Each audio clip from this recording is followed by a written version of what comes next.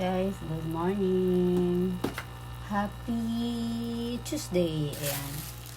Day off ko today. So, mag-ano ko guys, magliligpit ako ng ipapadala ko sa Pilipinas kasi pauwi na sila mama sa Sabado. Ayun. So, nandito yung luggage nila. Ito, ayan, dadalhin ko. Kung nakikita nyo, puro kalat. Ito yung mga konting ipapadala ko sa kanila, nabili ko. Ilang ko to nabili guys, guguhakin lang ko mga pasalubong ko sa mga pamangkin ko. Hindi ko man sila mabilhan lahat. At least yung kaya ng budget ay na yung nabili ko. So samahan nyo akong magligpit kasi wala naman akong pasok ngayon, pero mamayang hapon is may duty ako, mga 6 to 7 p.m. So, kape muna tayo.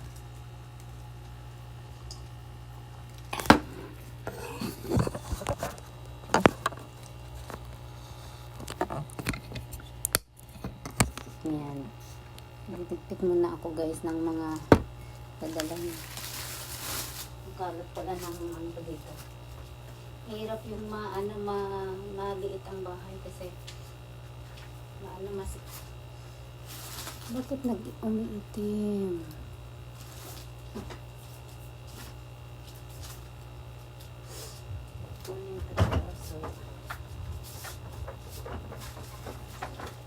Punasan muna natin dito sa gilid kasi ang dumi pala.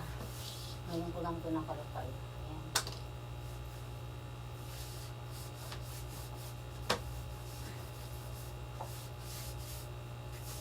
Sobrang kapit-kabok.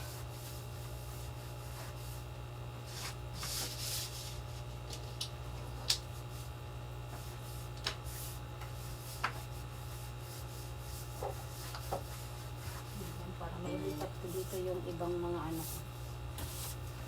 Padala ko na to kasi hindi ko na ito nagagamit. Para medyo maluwag din. Bakit ganyan?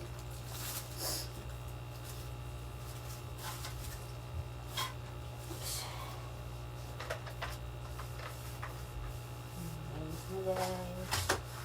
Malinis na dito. So ito ibabalik ko. Iya. Ano naman ito? Hirap ng makita sa bahay. Maliit.